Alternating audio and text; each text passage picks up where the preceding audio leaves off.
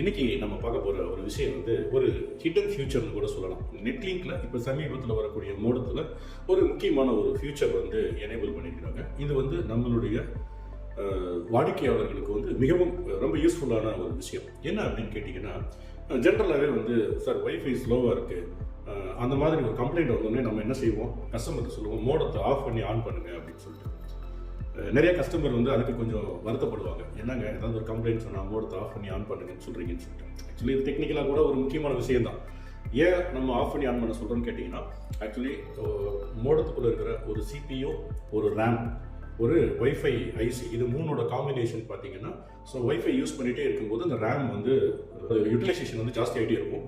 அப்போ ஒரு தடவை அதை ஆஃப் பண்ணி ஆன் பண்ணும்போது வந்து அது நார்மலாக ஒரு ரெஃப்ரெஷ் ஆகிட்டு ரீஸ்டார்ட் பண்ணிட்டோம்னா அது வந்து ஃப்ரெஷ்ஷாக ஒர்க் ஆக ஆரம்பிக்கும். அப்போ அவங்களுக்கு திருப்பி வைஃபை பர்ஃபார்மன்ஸு, ப்ரௌசிங் பர்ஃபார்மன்ஸ்லாம் கொஞ்சம் பெட்டராக இருக்கும். இதுதான் உண்மை டெக்னிக்கலாக.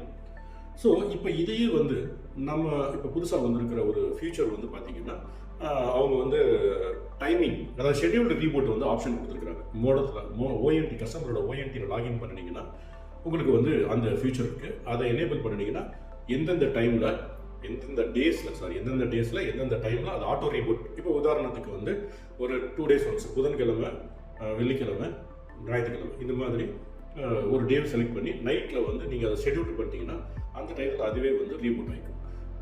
ஸோ இது வந்து கஸ்டமருக்கு வந்து இந்த